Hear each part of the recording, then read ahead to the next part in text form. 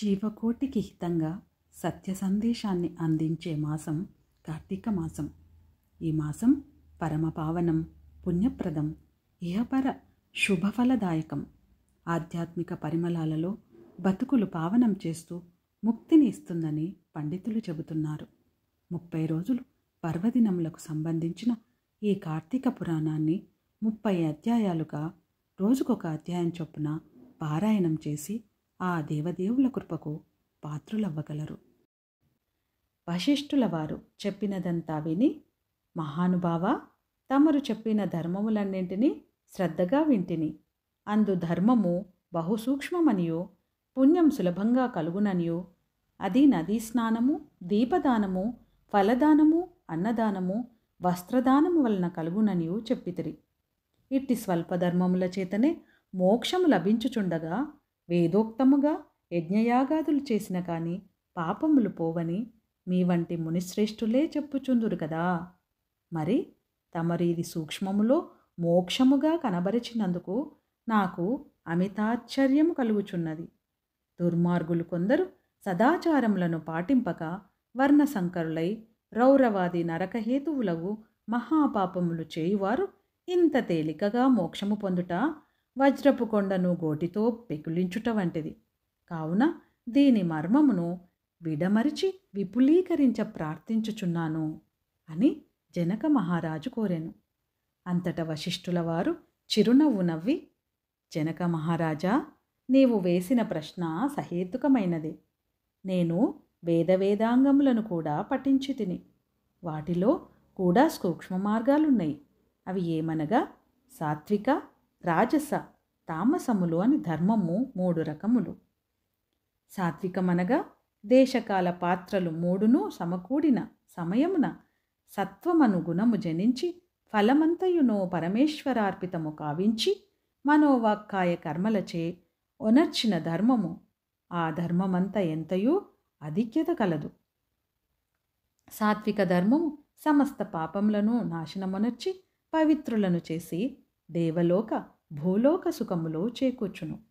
ఉదాహరణముగా తామ్రవర్ణ నది సముద్రమున కలియు తావునందు స్వాతికర్తెలో ముత్యపు చిప్పలో వర్షబిందువు పడి దగదగా మెరిసి ముత్యమగు విధముగా సాత్వికత వహించి సాత్విక ధర్మం ఆచరించుచు గంగా, యమున, గోదావరి, కృష్ణా నదుల పుష్కరాలు మొదలగు పుణ్యకాలములయందు దేవాలయములయందు వేదములు పఠించి సదాచారుడై కుటుంబీకుడైన బ్రాహ్మణునకు ఎంత స్వల్పదానము చేసినను, లేక ఆ నదీ తీరమందున్న దేవాలయంలో జపతపాదులొనరించినను విశేష ఫలమును పొందగలరు. రాజస ధర్మమనగా ఫలాపేక్ష కలిగి శాస్త్రోక్త విధులను విడిచి చేసిన ధర్మం. ఆ ధర్మం పునర్జన్మహేతువై కష్టసుఖాలు కలిగించునదగును. తామస ధర్మమనగా శాస్త్రోక్త విధులను విడిచి దేశకాల పాత్రలు సమకూడని సమయమున డాంబికాచరణార్థం చేయు ధర్మం. ఆ ధర్మం ఫలమునీయదు. దేశకాల పాత్రము సమకూడినప్పుడు తెలిసి కానీ తెలియక కానీ ఏ స్వల్పధర్మం చేసినను గొప్ప ఫలమునిచ్చును. అనగా పెద్ద కట్టెల గుట్ట చిన్న అగ్నికణములతో భస్మమగునట్లు శ్రీమన్నారాయణుని నామము తెలిసి గాని తెలియక గాని ఉచ్చరించిన వారికి సకల పాపములు పోయి ముక్తి నొందురు. దానికి ఒక ఇతిహాసము కలదు. పూర్వకాలమందు కన్యాకుబ్జమగు నగరమున 4 వేదములు చదివిన ఒక విప్రుడు కలడు. అతని పేరు సత్యవ్రతుడు. అతనికి సకల సద్గుణరాశియగు హేమవతి అను భార్య కలదు. ఆ దంపతుల అన్యోన్య ప్రేమ కలిగి అపూర్వ దంపతులని పేరు బడిసిరి. వారికి చాలా కాలమునకు లేక ఒక కుమారుడు జన్మించెను. వారు ఆ బాలుని అతి గారాభముగా పెంచుచు అజామిలుడని నామకరణము చేసిరి. ఆ బాలుడు దినదిన ప్రవర్తమానుడగుచు అతి గారాభము వలన పెద్దలను కూడా నిర్లక్ష్యముగా చూచుచు దుష్ట సాహసములు చేయుచు విద్యనభ్యసింపక బ్రాహ్మణ ధర్మములు పాటించక సంచరించుచుండెను.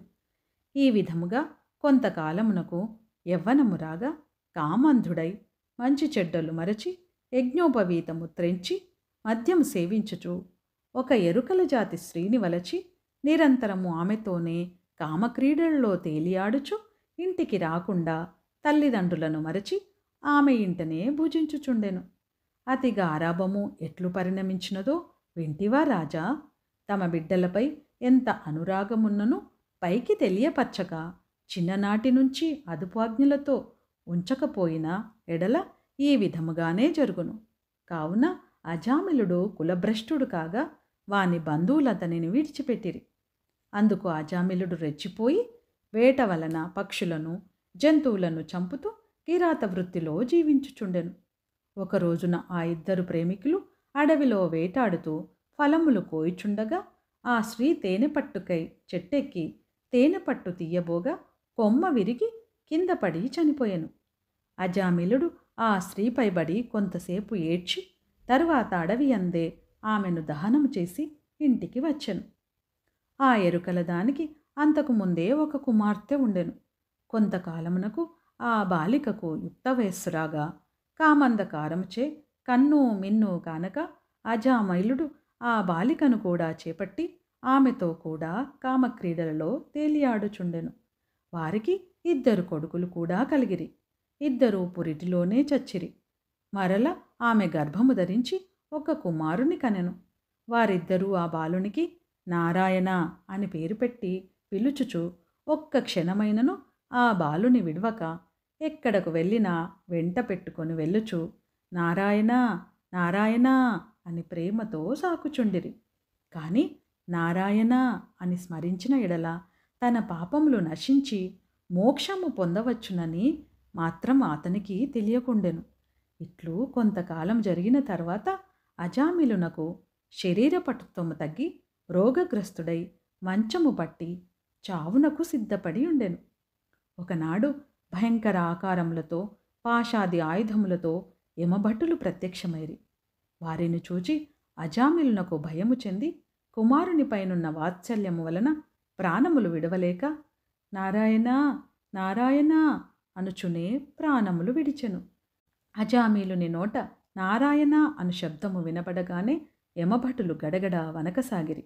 అదే వేళకు దివ్యమంగళాకారులు శంఖచక్ర గదాధారులు ఆగు శ్రీమన్నారాయణ దూతలు విమానములో అచ్చటికి వచ్చి, ఓ యమభటులారా, వీడు మావాడు, మేము వీనిని వైకుంఠమునకు తీసుకొని పోవుటకు వచ్చితిమి అని చెప్పి అజామిల్ని విమానమెక్కించి తీసుకొని పోవుచుండగా యమదూతలు, అయ్యా మీరెవరు? వీడు అతి దుర్మార్గుడు. వీని నరకమునకు తీసుకొని పోవుటకు మేమిచ్చటికి వచ్చితిమి కాని వానిని మాకు వదలుండని కోరగా విష్ణుదూతలు ఇట్లు చెప్పదొడంగిరి. ఓ యమదూతలారా, మేము విష్ణుదూతలము, వైకుంఠం నుండి వచ్చితిమి. మీ ప్రభువగు యమధర్మరాజు ఎటువంటి పాపాత్ములను తీసుకొని రమ్మని మిమ్ములను పంపెను అని ప్రశ్నించిరి.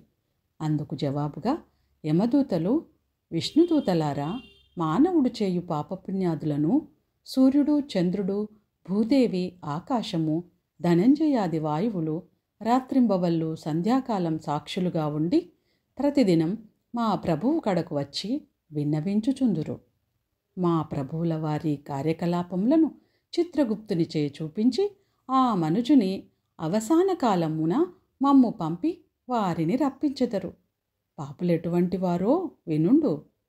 వేదోక్త సదాచారములు విడిచి వేదశాస్త్రములు నిందించువారును, గోహత్య, బ్రహ్మహత్యాది మహాపాపములు చేసినవారు, పరస్త్రీలను కామించిన వారును, పరాన్నభుక్తులు, తల్లిదండ్రులను, గురువులను, బంధువులను, కులవృత్తిని తిట్టి హింసించువారును, జీవహింస చేయువారును, దొంగ పద్ధతులతో వడ్డీలు పెంచి ప్రజలను పీడించువారును, జారత్వం చోరత్వం చే భ్రష్టులగువారును, ఇతరుల ఆస్తిని స్వాహా చేయువారును, శిశుహత్య చేయువారును, శరణన్న వాణిని కూడా వదలకుండా బాధించువారును, చేసిన మేలు మరచిన కృతజ్ఞులను, పెండ్లిళ్ళు శుభకార్యములు జరగనివ్వక అడ్డు తగిలేవారును పాపాత్ములు. వారు మరణించగానే తన కడకు తీసుకువచ్చి నరకమందు పడద్రోసి దండింపుండని మా యమధర్మరాజు గారి యాజ్ఞ. అది అటులుండగా ఈ అజామీలుడు బ్రాహ్మణుడై పుట్టి దురాచారములకు లోనై కులభ్రష్టుడై జీవహింసలు చేసి కామాంధుడై పావి వరసరు లేక సంచరించిన పాపాత్ముడు. వీనిని విష్ణులోకమునకు ఎట్లు తీసుకొని పోదురు అని అడగగా, అంతట విష్ణుదూతలు, ఓ యమకింకరులారా, మీరు ఎంత అవివేకులు! మీకు ధర్మసూక్ష్మములు తెలియవు. ధర్మసూక్ష్మములెట్టివో చెప్పెదము వినుడు. సజ్జనులతో సహవాసము చేయువారును, జప దాన ధర్మములను చేయువారును, అన్నదానము, కన్యాదానము, గోదానము, సాలగ్రామ దానము చేయువారును, అనాథ ప్రేత సంస్కారములు చేయువారును, తులసీవనము పెంచువారును, తటాకములు త్రవ్వించువారును, శివకేశవులను పూజించువారును, సదా హరినామస్మరణ చేయువారును, మరణకాలమందు నారాయణ అని శ్రీహరిని గాని, శివ అని శివును గాని స్మరించువారును, తెలిసి గాని తెలియక గాని మరే రూపమున గాని హరినామస్మరణ చెవినపడిన వారును పుణ్యాత్ములు. కాబట్టి అజామిలుడు ఎంత పాపాత్ముడైనను మరణకాలమున నారాయణ అని స్మరించుచు చనిపోయెను. కావున మేము వైకుంఠమునకు తీసుకొని పోవుదుము అని పలికిరి. అజామిలుడు విష్ణుదూతల సంభాషణలు ఆలకించి ఆశ్చర్యముంది, ఓ విష్ణుదూతలారా, పుట్టిన నాటి నుండి నేటి వరకు శ్రీమన్నారాయణ పూజ కాని, వ్రతములు కాని, ధర్మములు కాని చేసి ఎరుగను. నవమాసములు మోసి కనిపెంచిన తల్లిదండ్రులకు సైతం ప్రణమిల్లలేదు. వర్ణాశ్రమములు విడిచి కులభ్రష్టుడనై నీచకుల కాంతలతో సంసారం చేసి తిని, నా కుమారుని అందున్న ప్రేమచో నారాయణ అని అంతమాత్రమున నన్ను ఘోర నరక బాధల నుండి రక్షించి వైకుంఠమునకు తీసుకొని పోవుచున్నారు. ఆహా, నేనెంత అదృష్టవంతుడను! నా పూర్వజన్మ సుకృతము, నా తల్లిదండ్రుల పుణ్యఫలమే నన్ను రక్షించినది అని పలుకుచు సంతోషముగా విమానమెక్కి వైకుంఠంనకేగెను. కావున ఓ జనక చక్రవర్తి, తెలిసి గాని తెలియక గాని నిప్పును ముట్టిన ఎట్టుల బొబ్బలెక్కి బాధ కలిగించునో అటులనే శ్రీహరిని స్మరించిన ఎడల సకల పాపములను నశించి మోక్షమునందెదరు. ఇది ముమ్మాటికి నిజము అని వశిష్ఠ మహాముని జనక మహారాజుకు తెలిపెను. జనకుడు వశిష్ఠుల వారిని గాంచి, మునిశ్రేష్ఠ, ఈ అజామిలుడు ఎవరు? వారి పూర్వజన్మం ఎటువంటిది? పూర్వజన్మంబున ఎట్టి పాపములు చేసి ఉండెను. ఇప్పుడే విష్ణుదూతలు వైకుంఠమునకు తీసుకుపోయిన తరువాత ఏమి జరిగెను వివరించవలసినదిగా ప్రార్థించెను. అంత వశిష్ఠ మహాముని జనక మహారాజును గాంచి ఇట్లు పలికెను. ఓ జనక మహారాజా, అజామిలుని విష్ణుదూతలు వైకుంఠమునకు తీసుకుపోయిన తర్వాత యమకింకరులు తమ ప్రభువకు యమధర్మరాజుకు అడకేగి, ప్రభు, తమ ఆజ్ఞ ప్రకారము అజామిలుని తీసుకొని వచ్చుటకు వెళ్ళగా అచ్చటకు విష్ణుదూతలు కూడా వచ్చి మాతో వాదించి అజామిలుని విమానమెక్కించి వైకుంఠమునకు తీసుకొని పోయిరి. మేము చేయునది లేక చాలా విచారించుచు ఇచ్చటికు వచ్చినారము అని భయకంపితులై విన్నవించుకొనిరి. ఔరా, ఎంత పని జరిగెను! ఎప్పుడు ఇట్టి విధముగా జరిగి ఉండలేదే. దీనికి బలమైన కారణం ఏదైనా ఉండి ఉండవచ్చు అని యముడు తన దివ్య దృష్టితో అజామిలుని పూర్వజన్మ వృత్తాంతము తెలుసుకొని, ఓహో, అదియా సంగతి, తన అవసాన కాలమున నారాయణ అని వైకుంఠవాసుని నామస్మరణ చేసి ఉండెను. అందులకు గాను విష్ణుదూతలు వచ్చి వానిని తీసుకొని పోయిరి. తెలియక గాని తెలిసి గాని మృత్యు సమయమున హరినామస్మరణము ఎవరు చేదురో వారికి వైకుంఠ ప్రాప్తి తప్పక కలుగును. కనుక అజామిలునకు వైకుంఠ ప్రాప్తి కలిగెను కదా అని అనుకొనెను. అజామిలుడు పూర్వజన్మములో మహారాష్ట్ర దేశమున ఒకానొక శివాలయములో అర్చకుడుగా ఉండెను.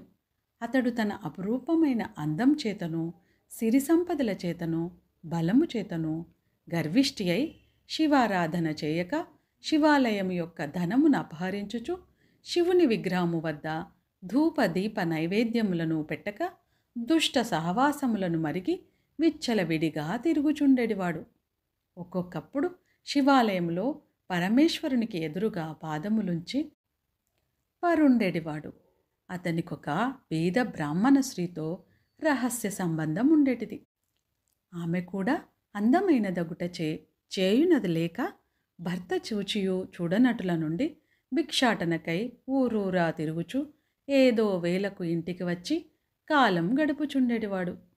ఒకనాడు పొరుగురికి వెళ్ళి యాచన చేసి పెద్ద మూటతో బియ్యము కూరలు నెత్తిన పెట్టుకొని వచ్చి అలసిపోయి, నాకు ఈ రోజున ఆకలి మిక్కుటముగా ఉన్నది, త్వరగా వంట చేసి పెట్టుము అని భార్యతో అనెను.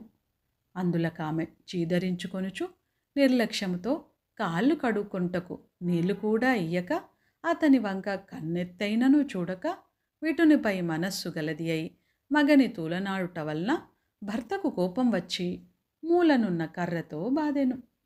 అంత ఆమె భర్త చేతి నుండి కర్ర లాగుకొని భర్తను రెండింతలు కొట్టి బయటకు త్రోసి తలుపులు మూసివేయను. అతడు చేయునది లేక భార్యపై విసుగు జనించుట వలన ఇక ఇంటి ముఖము పట్టరాదని తలపోసి దేశాటనకు వెడలిపోయెను. భర్త ఇంటి నుండి వెడలిపోయెను కదా అని సంతోషించి ఆమె ఆ రాత్రి బాగా ముస్తాబై వీధి అరుగుపై కూర్చుండి ఉండగా ఒక చాకలివాడు ఆ దారిన పోవుచుండెను. అతని పిలిచి, ఓయి, నీవీ రాత్రి నాతో రతిక్రీడ సలుపుటకు రమ్మని కోరెను. అంత ఆ చాకలి, తల్లి, నీవు బ్రాహ్మణ పడితివి, నేను నీచకులస్తుడను. చాకలివాడిని మీరీ విధముగా పిలుచుట యుక్తము కాదు. నేనెట్టి పాపము పని చెయ్యజాలను అని బుద్ధి చెప్పి వెడలిపోయెను. ఆమె ఆ చాకలివాని అమాయకత్వమునకు లోలోన నవ్వుకొని అచ్చట నుండి బయలుదేరి ఆ గ్రామ శివార్చకుని కడకేకి తన కామవాంఛ తీర్చమని పరిపరి విధములా బ్రతిమాలి ఆ రాత్రంతయు అతనితో గడిపి ఉదయమున ఇంటికి వచ్చి, అయ్యో, నేనెంతటి పాపమునకు ఒడిగట్టి తిని అగ్నిసాక్షిగా పెండ్లాడిన భర్తను ఇంటి నుండి వెడలుగొట్టి క్షణికమైన కామవాంఛకు లోనై మహా అపరాధము చేసి తిని అని పశ్చాత్తాపముంది ఒక కూలివాణిని పిలిపించి కొంత ధనమిచ్చి తన భర్తను వెదికి తీసుకురావలసిందిగా పంపెను. కొన్ని దినములు గడిచిన తర్వాత భర్త ఇంటికి రాగా పాదములపై పడి తన తప్పులను క్షమించమని ప్రార్థించెను.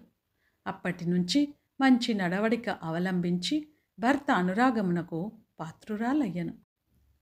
కొంతకాలమునకు శివార్చకునకు ఏదియో వ్యాధి సంక్రమించి దినదినము క్షీణించుచు మరణించెను. అతడు రౌరవాది నరక కూపుల పడి నానా బాధలు పొంది మరల నరజన్మమెత్తి సత్యవ్రతుడను బ్రాహ్మణోత్తమునకు కుమారుడై కార్తీక మాసమున నదీ స్నానం చేసి దేవతా దర్శనం చేసి ఉండుట వలన నేడు జన్మముల పాపములు నశించుట చేత అజామీలుడై పుట్టెను. ఇప్పటికి తన అవసాన కాలమున నారాయణ అని శ్రీహరిని స్మరించుట వలన వైకుంఠమునకు పోయెను. బ్రాహ్మణుని భార్యయగు ఆ కామిని కూడా రోగగ్రస్తురాలై చనిపోయెను.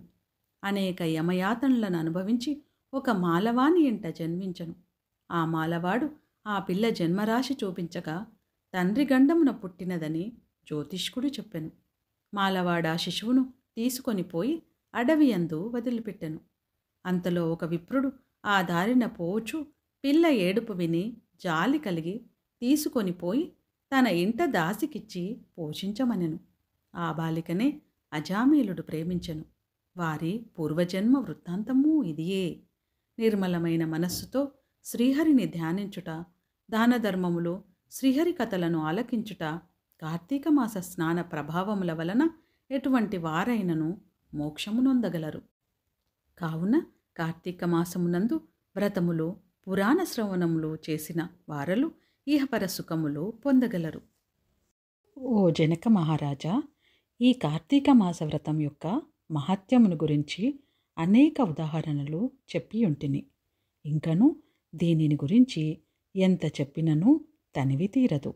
ఈ మాసమందు విష్ణువుని అవిసెపూలతో పూజించిన ఎడల చాంద్రాయణ వ్రతం చేసినంత ఫలము కలుగును. విష్ణు అర్చనానంతరం పురాణ పఠనం చేసిన, చేయించిన, వినిన, వినిపించిన అటువంటి వారు తప్పనిసరిగా వైకుంఠాన్నే పొందుతారు. దీనిని గురించి మరి ఒక ఇతిహాసము చెప్పెదను. శ్రద్ధగా ఆలకింపుమని వశిష్ఠుల వారు ఈ విధముగా చెప్పదొడంగిరి. పూర్వమున కళింగ దేశమునకు మందరుడను విప్రుడు గలడు.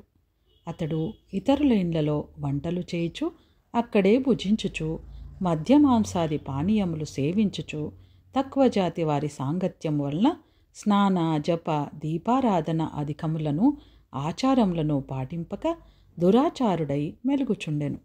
అతని భార్య మహాసాధ్వి, గుణవంతురాలు, శాంతమంతురాలు. భర్త ఎంత దుర్మార్గుడైనను పతినే దైవముగా ఎంచి విసుగు చెందక సకలోపచారములు చేయుచు పతివ్రతాధర్మమును నిర్వర్తించుచుండెను. మందరుడు ఇతరుల ఇండ్లలో వంటవాడుగా పనిచేయుచున్నను ఇల్లు గడవక చిన్న వర్తకం కూడా చేయసాగెను. ఆఖరికి దాని వలన కూడా పొట్ట గడవకపోవుటచే దొంగతనములు చేయుచు దారి కాచి బాటసారులను బాధించి వారి వద్దనున్న ధనము వస్తువులు అపహరించి జీవించుచుండెను. ఒక దినమున ఒక బ్రాహ్మణుడు అడవి దారిని పోవుచుండగా అతనిని భయపెట్టి కొట్టి ధనమును అపహరించుచుండగా అక్కడకు మరొక కిరాతకుడు వచ్చి ధనాశచే వారిద్దరిని చంపి ధనము మూటగట్టుకొని వచ్చుచుండెను.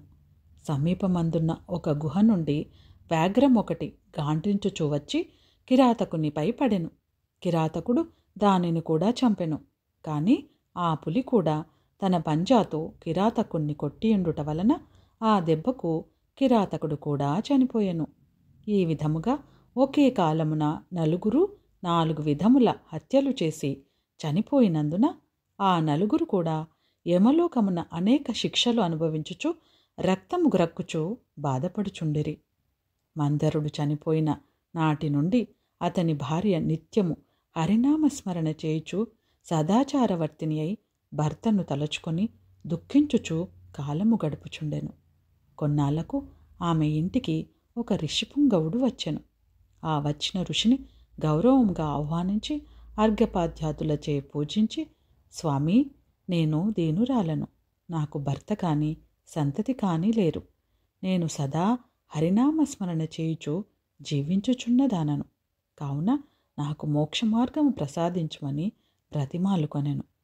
ఆమె వినయమునకు ఆచారమునకు ఆ ఋషి ఎంతగానో సంతోషించి, అమ్మా, ఈ దినము కార్తీక పౌర్ణమి, చాలా పవిత్రమైన దినము. అమ్మా, ఈ దినము కార్తీక పౌర్ణమి, చాలా పవిత్రమైన దినము. ఈ దినమున వృధాగా పాడు చేసుకోవద్దు. ఈ రాత్రి దేవాలయములో పురాణము చదువుదురు. నేను చమురు తీసుకొని వచ్చెదను. నీవు ప్రమిదను వత్తిని తీసుకొని రావలేను. దేవాలయంలో ఈ పత్తిని తెచ్చిన ఫలమును నీవందుకొనుము అని చెప్పిన తోడనే అందులకామె సంతోషించి వెంటనే దేవాలయమునకు వెళ్ళి శుభ్రము చేసి గోమయము చేయాలికి ముగ్గులు పెట్టి తానే స్వయముగా వత్తి చేసి 2 వత్తులు వేసి ఋషి తెచ్చిన నూనె ప్రమిదలో పోసి దీపారాధనను చేసెను. అటు తర్వాత ఇంటికి వెడలి తనకు కనిపించిన వారినెల్లా ఆ రోజు రాత్రి ఆలయమందు జరుగు పురాణ కాలక్షేపమునకు రమ్మని చెప్పెను.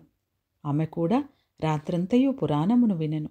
ఆనాటి నుండి ఆమె విష్ణు చింతనతో కాలము గడుపుచు కొంతకాలమునకు మరణించెను.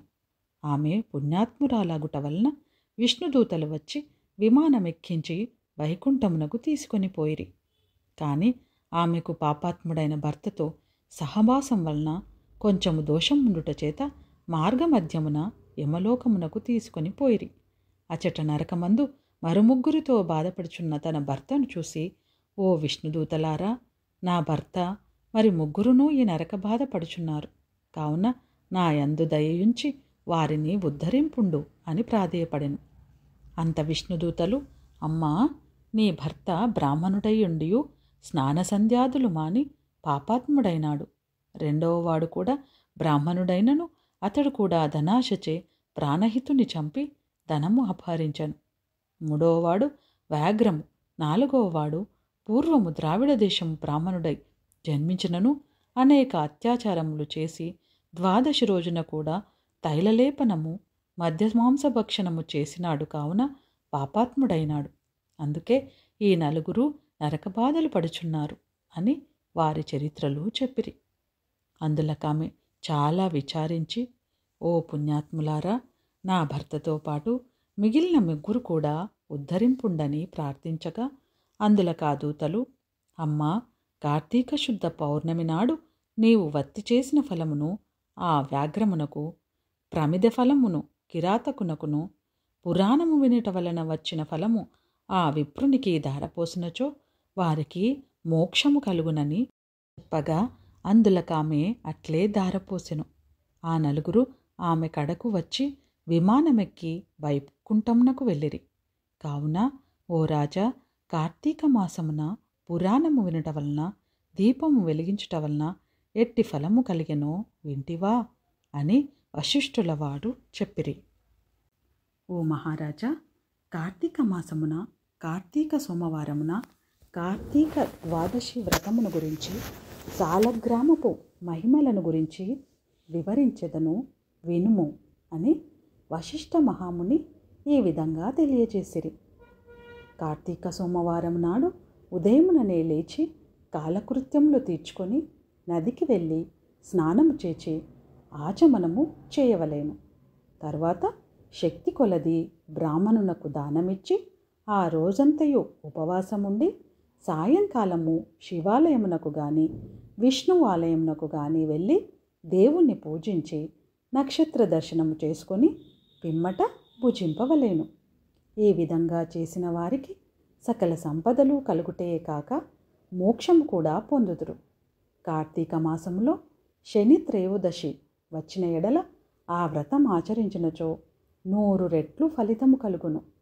కార్తీక శుద్ధ ఏకాదశి రోజున పూర్ణోపవాసం ఉండి ఆ రాత్రి విష్ణు ఆలయమునకు వెళ్ళి శ్రీహరిని మనసారా ధ్యానించి శ్రీహరి సన్నిధిని పురాణ కాలక్షేపము చేసి మరునాడు బ్రాహ్మణ సమారాధన చేసిన 1,000,000 యజ్ఞముల ఫలితము కలుగును. ఈ విధముగా చేసిన వారలకు సూర్యగ్రహణ సమయమున గంగానదిలో స్నానము చేసి 1,000,000 బ్రాహ్మణులకు భోజన దానము చేసిన ఎంత పుణ్యము కలుగునో దానికంటే అధికముగా ఫలము కలుగును. కార్తీక శుద్ధ ద్వాదశి నాడు శ్రీమన్నారాయణుడు శేషపానుపు నుండి లేచును గనుక కార్తీక శుద్ధ ద్వాదశి వ్రతము విష్ణువునకు అత్యంత ప్రీతికరము. రోజున శ్రీమంతులెవరైనా ఆవు కొమ్ములకు బంగారు తొడుగులు తగిలించి, ఆవు కాళ్లకు వెండి డెక్కలు తగిలించి, దూడతో సహా బ్రాహ్మణులకు దానమిచ్చిన ఎడల ఆ ఆవు శరీరమందు ఎన్ని రోమములు కలవో అన్ని సంవత్సరములు ఇంద్రలోకంలో స్వర్గసుఖములందుదురు. కార్తీక మాసమందు వస్త్రదానము చేసినను గొప్ప ఫలము కలుగును. మరియు కార్తీక శుద్ధ పాడ్యమి రోజున, కార్తీక పౌర్ణమి రోజున కంచు పాత్రలో ఆవు నెయ్యి పోసి దీపముంచిన వారు పూర్వజన్మమందు చేసిన సకల పాపములు హరించును. ద్వాదశి నాడు యజ్ఞోపవీతములు దక్షిణతో బ్రాహ్మణులకు దానమిచ్చిన వారు ఇహపర సుఖమును పొందగలరు. ద్వాదశి రోజున బంగారు తులసి చెట్టును కానీ సాలగ్రామమును కానీ ఒక బ్రాహ్మణునకు దానమిచ్చిన ఎడల 4 సముద్రాల మధ్యనున్న భూమిని దానము చేసినంత ఫలము కలుగును. దీనికి ఉదాహరణగా ఒక కథ కలదు, శ్రద్ధగా ఆలకింపుము. పూర్వము అఖండ గోదావరి నదీ తీరమందలి ఒకానొక పల్లెయందు ఒక వైశ్యుడు నివసించుచుండెను. వాడు మిగుల దురాశాపరుడై నిత్యము ధనమును కూడబెట్టుచు తాననుభవించక ఇతరులకు పెట్టక బీదలకు దానధర్మములు చేయక ఎల్లప్పుడూ పరనిందలతో తానే గొప్ప శ్రీమంతుడుగా విర్రవీగుచు ఏ జీవికి కూడా ఉపకారమైనను చేయక పరుల ద్రవ్యము ఎటుల అపహరింతునా అను తలంపుతో కుత్సిత బుద్ధి కలిగి కాలము గడుపుచుండెను. అతడొకనాడు తన గ్రామమునకు సమీపమునున్న పల్లెలో నివసించుచున్న ఒక బ్రాహ్మణునకు తన వద్దనున్న ధనమును పెద్ద వడ్డీకి అప్పు ఇచ్చెను. మరికొంతకాలమునకు తన సొమ్ము తనకిమ్మని అడగగా ఆ విప్రుడు, అయ్యా, తమకియ్యవలసిన ధనము 1 నెల రోజుల గడువులో ఇవ్వగలను. మీ రుణము నేను ఉంచుకోను. ఈ జన్మలో తీర్చని ఎడల మరుజన్మమున మీ ఇంట ఏ జంతువుగానో పుట్టైనా మీ రుణము తీర్చుకోగలను అని సవినయముగా వేడుకొనెను. ఆ మాటకు కోమటి మండుపడి, అట్లు వీలు లేదు, నా సొమ్ము నాకిప్పుడే ఇయ్యవలేను, లేని ఎడల నీ కంఠమును నరికివేయుదును అని ఆవేశం కొలది వెనక ముందు ఆలోచించక తన మొలనున్న కత్తితో ఆ బ్రాహ్మణ్ణి కుత్తికను కోసెను. వెంటనే ఆ బ్రాహ్మణుడు గిలగిలా తన్నుకొని చనిపోయెను. ఆ కోమటి భయపడి అక్కడనే ఉన్నచో రాజభటులు వచ్చి పట్టుకొందురని జడిసి తన గ్రామమునకు పారిపోయెను. బ్రాహ్మణ హత్య మహాపాపం కనుక అప్పటి నుండి ఆ వైశ్యునకు బ్రహ్మహత్యా పాపం ఆవహించి కుష్ఠవ్యాధి కలిగి నానా బాధలు పడుచు మరికొన్నాళ్లకు మరణించెను. వెంటనే యమదూతలు వచ్చి అతనిని తీసుకొని పోయి రౌరవాది నరకరూపములను పడత్రూసిరి. ఆ వైశ్యునకు ఒక కుమారుడు కలడు. అతని పేరు ధర్మవీరుడు. ఆ పేరునకు తగినట్లుగానే తండ్రి సంపాదించిన ధనమును దానధర్మాలు చేయుచు పుణ్యకార్యములు ఆచరించుచు నీడ కొరకై చెట్లు నాటించుచు నూతులు చెరువులు త్రవ్వించుచు సకల జనులను సంతోషపెట్టుచు మంచి కీర్తి సంపాదించెను. ఇటులుండగా కొంతకాలమునకు త్రిలోక సంచారియగు నారదుల వారు యమలోకము దర్శించి భూలోకమునకు వచ్చి త్రోవలో ధర్మవీరుని ఇంటికి వేంచేసిరి. ధర్మవీరుడు నారదుల వారికి సాష్టాంగ దండ ప్రణామములు ఆచరించి విష్ణుదేవునిగా భావించి అర్ఘపాద్యాది విధుల చేత సత్కరించి చేతులు జోడించి, మహానుభావ, నా పుణ్యం కొలది నేడు తమ దర్శనం లభించింది. నేను ధన్యుడను. నా జన్మ తరించింది. నా ఇల్లు పావనమైనది.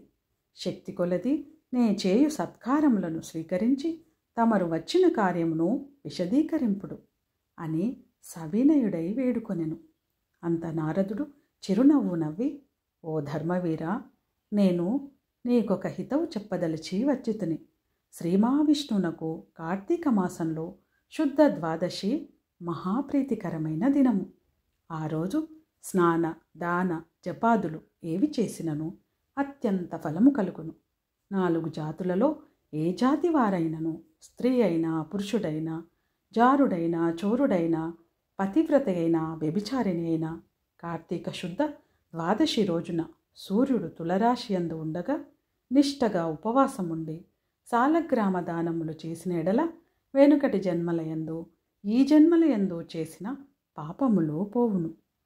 నీ తండ్రి యమలోకంలో మహానరకము అనుభవించుచున్నాడు. అతనిని ఉద్ధరించుటకై నీవు సాలగ్రామ దానము చేయక తప్పదు.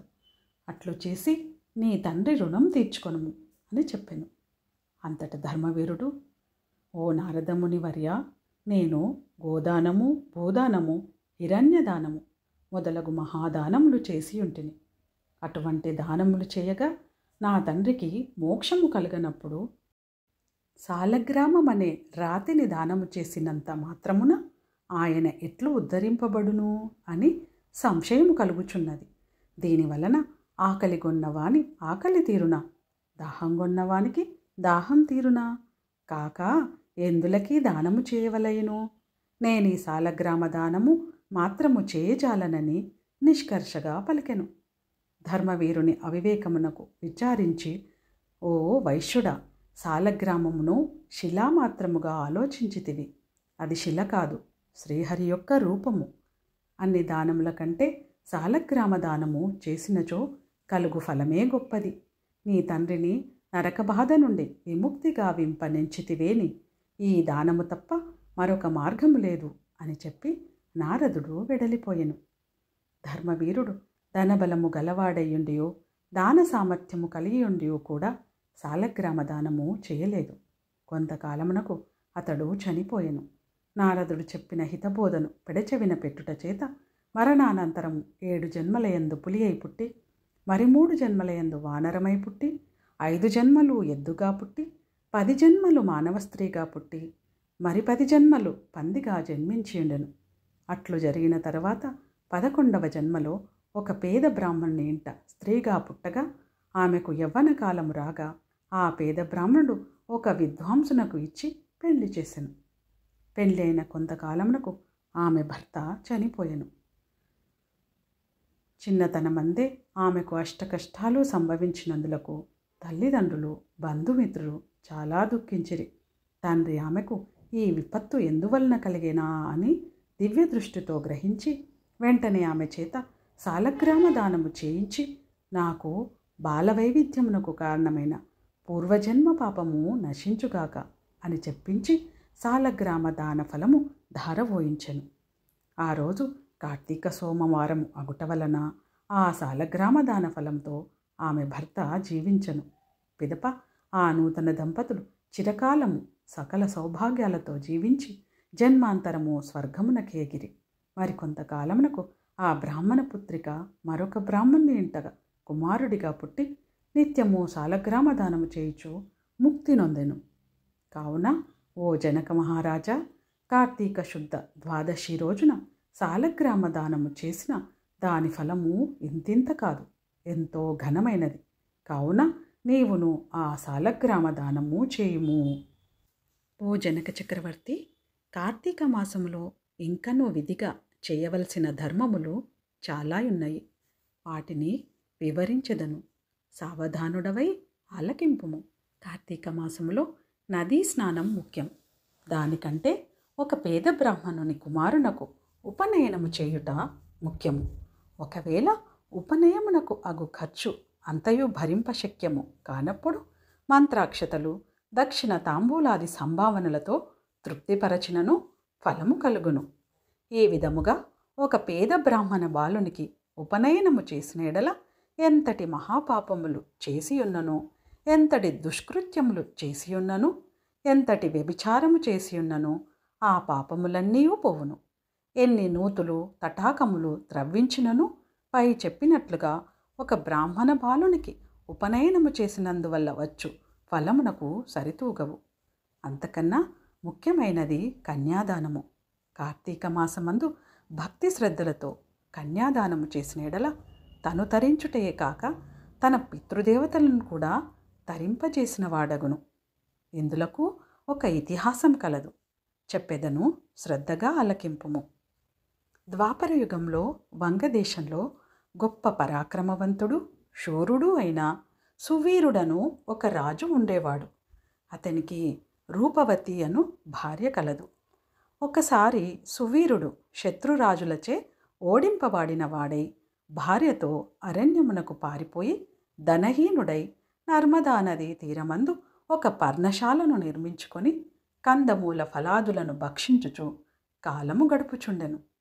కొన్ని రోజులకు అతని భార్య ఒక బాలికను కనెను. ఆ బిడ్డను అతి గారాభంతో పెంచుచుండిరి. క్షత్రియ వంశమందు జన్మించిన ఆ బాలికకు ఆహారాది సదుపాయాలు సరిగా లేకపోయినప్పటికీ శుక్లపక్ష చంద్రుని వలె దినదినాభివృద్ధి నొందుచు అతి గారాభముతో పెరుగుచుండెను. ఆమె చూచువార్లకు కనుల పండువగా ముద్దులొలుకు మాటలతో చాలా ముచ్చటగా నుండెను. దినములు గడిచిన కొలది బాలికకు నిండు యవ్వన దశ వచ్చెను.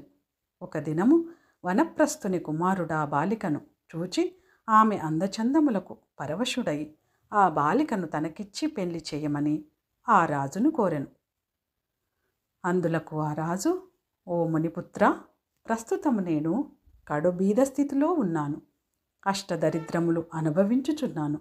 మా కష్టములు తొలగుటకు గాను నాకు కొంత ధనం ఇచ్చిన ఎడల నా కుమార్తెనిచ్చి పెళ్లి చేతును అని చెప్పగా తన చేతిలో రాగి పైసాయైనను లేకపోవటచే బాలికపై ఉన్న మక్కువతో ఆ మునికుమారుడు నర్మదా తీరమున కుబేరుని గూర్చి ఘోర తపమాచరించి కుబేరుని మెప్పించి ధనపాత్ర సంపాదించెను. రాజు ఆ పాత్రను పుచ్చుకొని సంతోషించి తన కుమార్తెను మునికుమారునికిచ్చి పెళ్లి చేసి నూతన దంపతులిద్దరినీ అత్తవారింటికి పంపెను. అటులా మునికుమారుడు భార్యను వెంట పెట్టుకొని వెళ్ళి తల్లిదండ్రులకు నమస్కరించి అంతవరకు జరిగిన వృత్తాంతమంతయు చెప్పి భార్యతో సుఖం అనుభవించుచూ ఉండెను.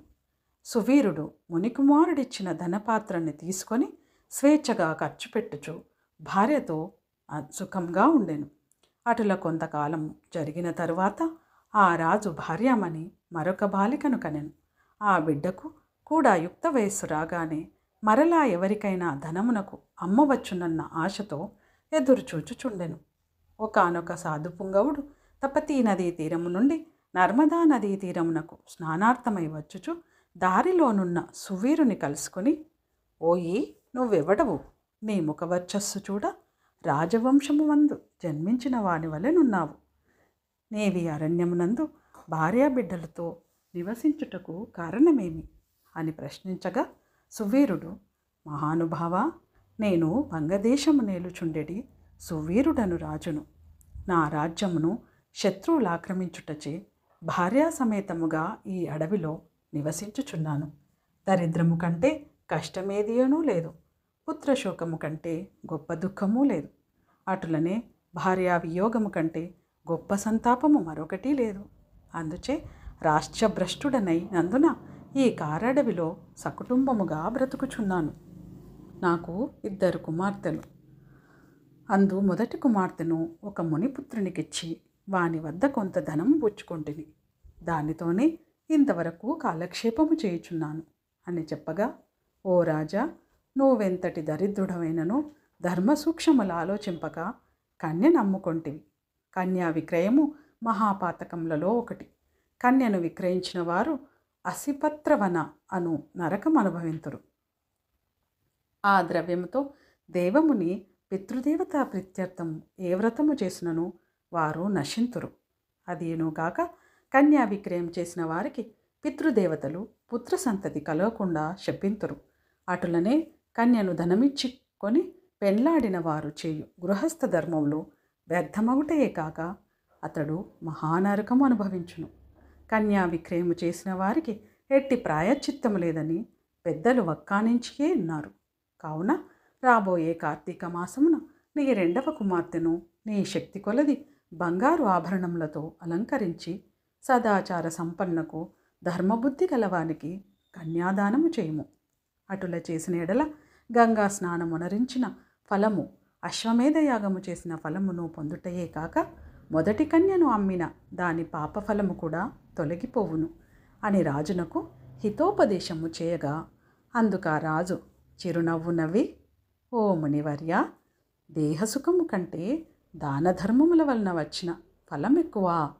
తాను బ్రతికుండగా భార్యాబిడ్డలతోనూ సిరి సంపదలతోనూ సుఖముగా ఉండగా చనిపోయిన తర్వాత వచ్చడి ఏదో మోక్షము కొరకు ప్రస్తుతమున్న అవకాశమును చేతులారా జాడ విడవమంటారా? ధనము బంగారము కలవారే ప్రస్తుతము లోకములో రాణింపగలవారు. కానీ ముక్కు మూసుకొని నోరు మూసుకొని బక్క చిక్కి శల్యమై ఉన్న వారిని లోకము గుర్తిస్తుందా, గౌరవిస్తుందా? ఐహిక సుఖములే గొప్ప సుఖములు. కావున నా 2వ కుమార్తెను కూడా నేను అడిగినంత ధనం ఎవరిత్తురో వారికే ఇచ్చి పెళ్లి చేయుదును, కానీ కన్యాదానము మాత్రము చేయను అని నిక్కచ్చిగా నుడివెను. ఆ మాటలకు సన్యాసి ఆశ్చర్యపడి తన దారిన తాను వెడలిపోయెను.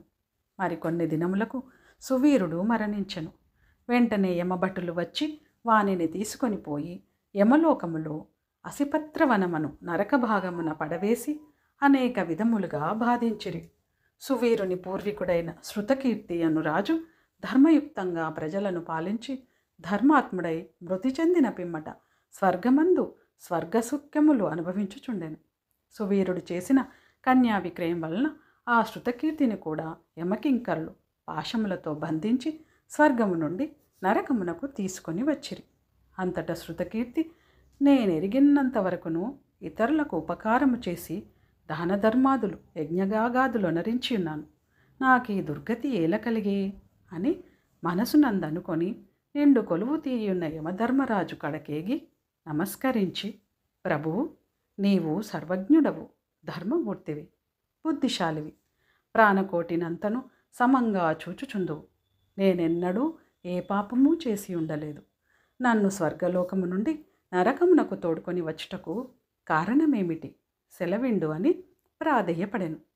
అంత యమధర్మరాజు శృతకీర్తిని గాంచి, శృతకీర్తి, నీవు న్యాయమూర్తివి, ధర్మజ్ఞుడవు. నీవెటువంటి దురాచారములు చేసి ఉండలేదు. అయిననేమి, నీ వంశీయుడగు సువీరుడు తన జ్యేష్ఠపుత్రికను ధనమునకు ఆశించి అమ్ముకొనెను. కన్యను అమ్ముకునే వారి పూర్వీకులు ఇటు 3 తరాల వారు అటు 3 తరాల వారును వారెంతటి పుణ్యాపురుషులైనను నరకం అనుభవించుటయే కాక నీచ జన్మములు ఎత్తవలసి ఉండును. నీవు పుణ్యాత్ముడవనియు ధర్మాత్ముడవనియు నేనెరుగుదును. కావున నీకొక ఉపాయము చెప్పెదను. నీ వంశీయుడగు సువీరునకు మరి ఒక కుమార్తె కలదు. ఆమె నర్మదా నదీ తీరాన తన తల్లి వద్ద పెరుగుచున్నది. నా ఆశీర్వాదము వలన నీవు మానవ శరీరము దాల్చి అచటకు పోయి ఆ కన్యను వేడపండితుడును శీలవంతుడు అగు ఒక విప్రునకు కార్తీక మాసమున సాలంకృతముగా కన్యాదానము చేయించుము. అటుల చేసిన ఎడల నీవు నీ పూర్వీకులు సువీరుడు మీ పితృగణములు కూడా స్వర్గలోకమునకు ఎగుదురు. కార్తీక మాసంలో సాలంకృత కన్యాదానము చేసినవాడు మహాపుణ్యాత్ముడగును. పుత్రికా సంతానము లేనివారు తమ ద్రవ్యముతో కన్యాదానము చేసినను లేక విధి విధానముగా ఆబోతునకు వివాహమునర్చినను కన్యాదాన ఫలము అబ్బును. కనుక నీవు వెంటనే భూలోకమునకేగి నేను తెలిపినట్టు చేసితివేమి ఆ ధర్మకార్యము వలన నీ పితృగణము తరింతురు. పోయిరమ్ము అని పలికెను. శృతకీర్తి యమునకు నమస్కరించి సెలవు తీసుకుని నర్మదా తీరమున ఒక పర్ణకుటీరంలో నివసించుచున్న సువీరుని భార్యను కుమార్తెను చూచి సంతోషపడి ఆమెతో యావత్తు విషయములు వివరించి కార్తీక మాసమున సువీరుని రెండవ కుమార్తెను సాలంకృత కన్యాదాన పూర్వకంగా చతుర్వేదములు చదివిన ఒక బ్రాహ్మణునికిచ్చి అతి వైభవముగా వివాహము చేశాను. అటుల కన్యాదానము చేయుట వలన సువీరుడు కూడా పాప విముక్తుడై స్వర్గలోకములోనున్న పితృదేవతలను కలిసెను. కన్యాదానము వలన మహాపాపములు కూడా నాశనమగును. వివాహ విషయంలో ఎవరికి మాట సహాయము చేసినను పుణ్యము కలుగును. కార్తీక మాసమున కన్యాదానము చేయవలెనని దీక్షభూని ఆచరించినవాడు విష్ణు సాన్నిధ్యమును పొందును. శక్తి కలిగియుండి ఉదాసీనత చూపువాడు శాశ్వత నరకమున కేగును.